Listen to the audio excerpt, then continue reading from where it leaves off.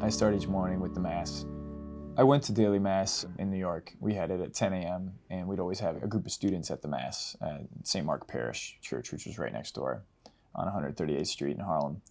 A couple of years ago during Lent, I decided to start going to daily Mass, and for me it was a little bit at my wit's end with what to do about helping the school be successful. That is St. Mark's, and I'm like, all right, God, it's in your hands now. So I'm gonna go to Mass and ask and then work, pray and work.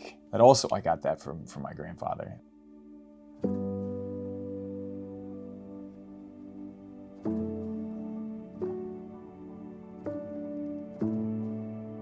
My name is Dominic Fanelli. I'm currently the assistant principal at Benedictine High School, and I will be the principal of Benedictine. I'm from Indianapolis originally. Past 7 years prior to this one, I was in New York City, and 4 of those I was principal of a Catholic school in Harlem called St. Mark the Evangelist. I went to the University of Notre Dame. I was a transfer in there. I did not get accepted as a senior in high school. I went to the University of Dayton and I had a wonderful experience. I was an economics and German major. So Father Anselm and I have some great conversations in German. My German's still pretty good. And I was gonna go that route and do business and possibly in an international sense. I was looking at opportunities there, and then I realized I really didn't like my econ classes. So what I did like at that time, though I really enjoyed, was I was doing a lot of tutoring. There was an opportunity within Notre Dame called the Alliance for Catholic Education. I've described it as like the Catholic Teach for America. So it's an alternative path into teaching. I was accepted and I did it. You end up getting a master's in education from Notre Dame, and you teach for 2 years. You're taking classes while teaching. And I taught in Baton Rouge, Louisiana for 2 years at Sacred Heart of Jesus. And I hated my first year of teaching. And then I loved my second year of teaching. After my time in Baton Rouge, I decided to actually put my German degree to use, and I did a Fulbright in Nuremberg, Germany. So I was teaching English, and I was actually coaching professional basketball for the Nuremberg Basketball Club. It was a second division. It was lower Division I American guys who were getting paid to play basketball, and I was underqualified rather. But I learned quickly, and I really enjoyed that experience.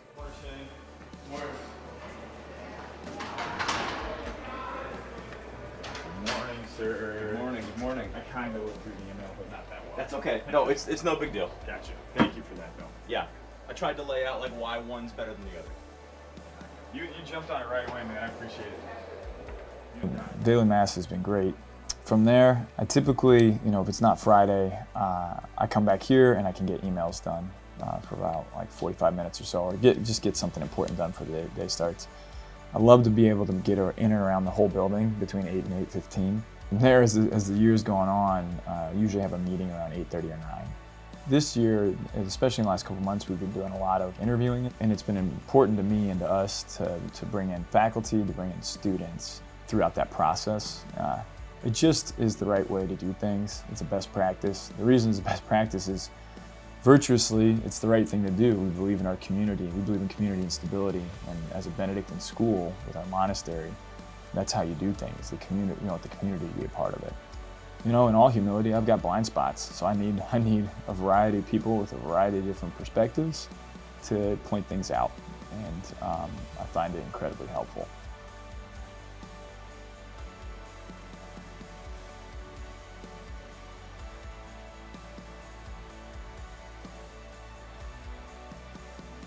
I started going to daily Mass because my grandpa went to daily Mass. I started praying the rosary every day in college when I was at Dayton, and I wanted to go to Notre Dame. I said, I'm going to pray the rosary every day and work hard. And I did that because my grandpa did that. And he's been a gift in that way, because I look to him when I'm not sure, what to do when I'm struggling. Like, what would Grandpa do? Well, Grandpa went to daily Mass and Grandpa prayed the rosary, and Grandpa was humble. Grandpa was kind. He was tough but fair. So I look to him when I'm going through maybe a tough time, a difficult season, as they say. Grandpa taught me how to slide. I remember I was like 7. And Grandma and Grandpa were incredible. They had 24 grandkids, and they were there for like everybody's birth. They would come and they would watch the older kids, when the younger kids would get born. So I remember they'd come when my sister Anna was born, and when my brother Mark was born, they'd come. and they'd just be with the families. We'd see them probably 3 or 4 times a year, you know. We'd see them at Christmas. Bossu Christmas dinners were pretty legendary because we had so many people in this tiny house in Maple Heights, and we had to eat dinner in shifts. and so the grandkids, like first, the young grandkids, you're up first, right? That was me, my crew, and we'd eat. And then the older grandkids and the parents, then they'd eat. And we'd go down in the basement and basically hit each other with Grandpa's PE equipment. And then Grandma Bossu famously would cut, I mean, you can ask any Bossu, very tiny, like the tiniest pieces of pie. And it was just famous, you know, you're not gonna get a big piece because Grandma's cutting like 60 pieces of pie. Grandpa to me, I mean, as an athlete in high school, it was real common to be like, all right, you need to focus on your sport. You're in 8th grade, you're 14, you're basically, you know, so you need to figure out your sport and stick to it and do it year round and live for it and all that. And he was like, no, don't do that. He's like, if you're an athlete and get recruited. He really encouraged me to be a multi-sport athlete. I remember that really specifically. One of my great memories in high school, my senior year, we came up to Columbus, played Bishop Watterson, and all the Bossus came down. Sorry. And Grandpa couldn't make it, but because he was pretty sick at the time.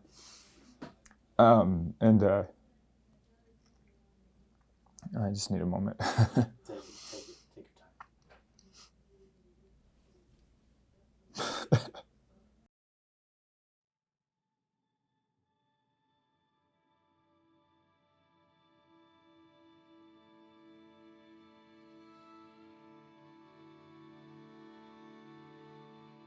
You know, Benedictine was like the dream job I never knew was the dream job.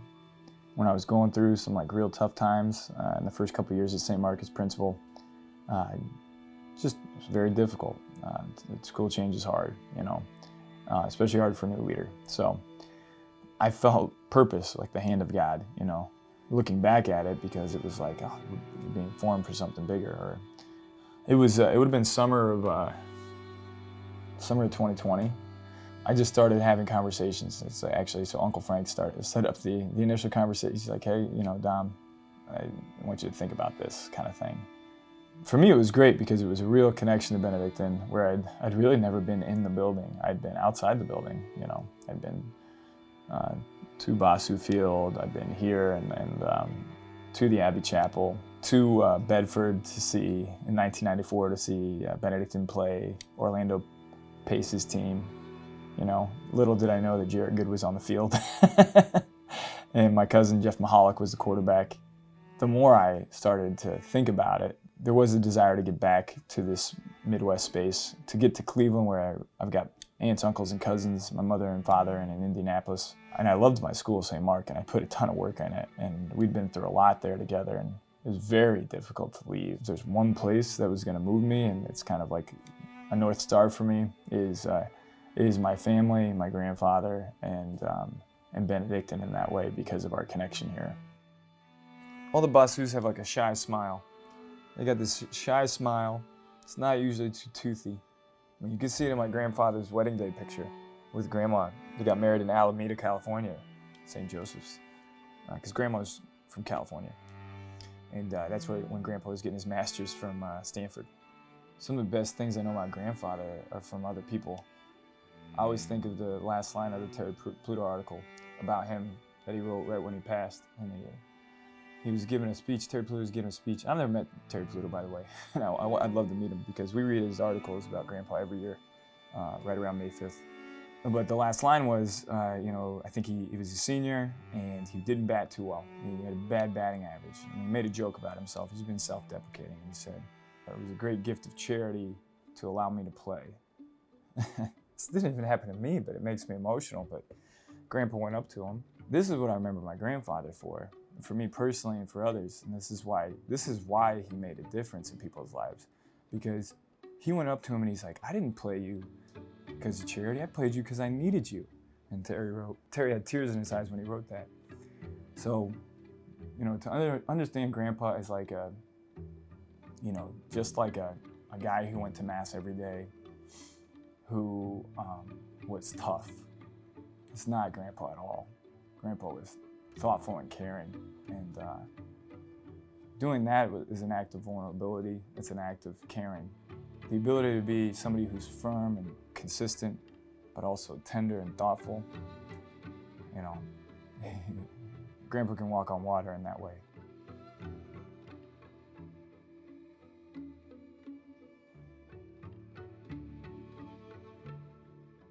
It's an understated skill of his, the ability to know and read people and the willingness to want to get to know people. And he would be watching somebody and watch him throw the ball on the sideline. Like, hey, I want you to try out for quarterback. Inviting, looking, valuing. That person never thought about being a quarterback, and now they feel valued. You know, I think he was doing that all the time. I definitely thank God every day for the opportunity to be here. Very challenging at times, but such a blessing. The tiny pie slices, they were children of the Depression.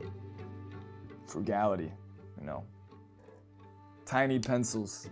This pencil, so we got a locker. They preserved one locker all these years, and they left the stuff in there too. A jacket and a bunch of these tiny pencils that I've been hearing about for years. He would take golf pencils and he would get them down to the nub. Don't waste the pencils. You know, he'd use the backside of the morning announcements for his practice plan. He just wouldn't waste things. And but from those like constraints, you know, from those constraints, that's where the real creativity, the real beauty, the real awesomeness came out. Maybe I don't have a huge coaching staff. What am I gonna do? I'm gonna have the seniors teach the underclassmen how to do it. Well, actually that's better. Even when we do get this stuff, we should do it like that anyways. He was Ora Labora, you know. Of course, filling up the water bottles. I always hear about that one. This man is 80-something,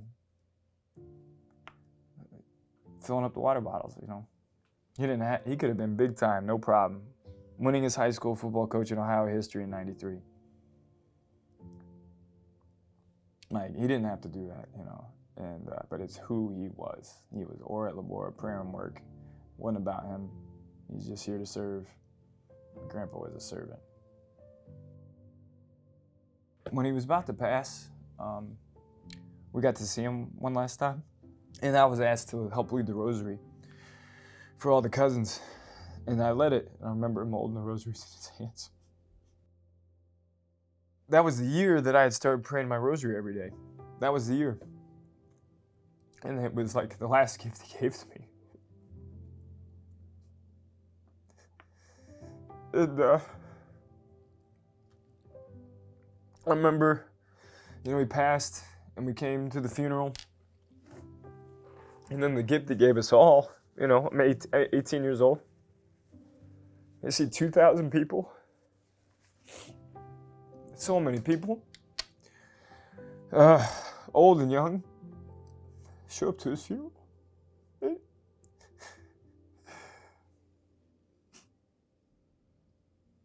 Even his funeral was a gift to many people.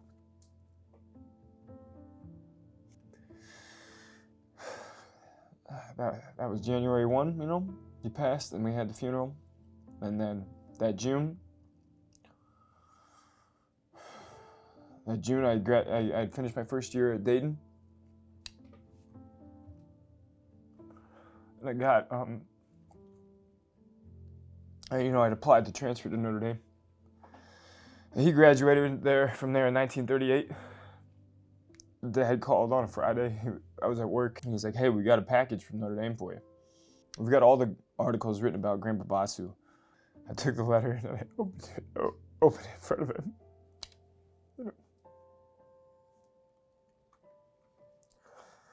And he was with me, you know. He's always with me.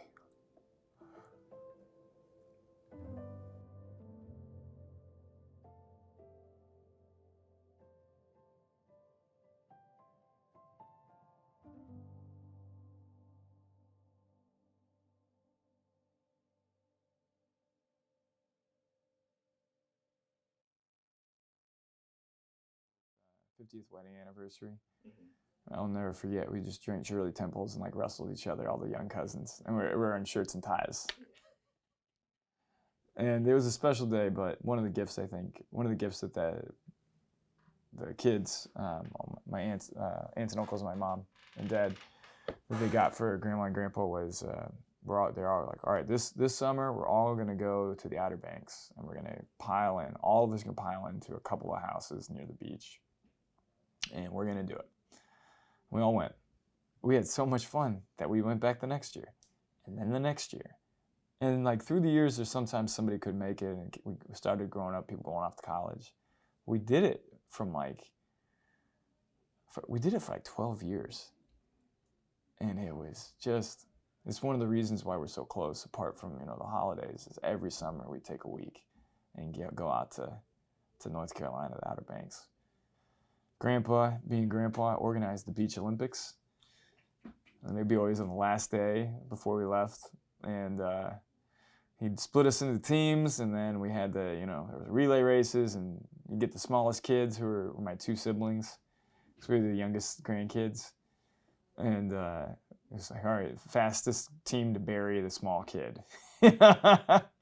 Sandcastle contest, relay race into the ocean, wheelbarrow, just fun. We played basketball, shuffleboard. And then every night we'd get together, and one family would be in charge of dinner and cooking dinner. And yeah, it's been really great. It's a blessing to be a Bossu, man. I love my name even. My name's Dominic Bossu Fanelli,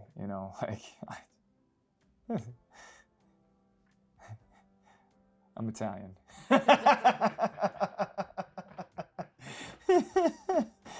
I'm blessed. And my parents named me Dominic because it means belonging to the Lord. And they always told me it's because I'm a gift. They don't really own me. I'm a gift from God. What a blessing to be thought of as that, huh? To be loved into being like that. I'm so blessed to have the parents I do. But then the Bossu mom was like, you got to get the Bossu in there. You're a Bossu. I didn't know, when I was little what that meant, but I love that I'm a Bossu. And I love being a Fanelli too.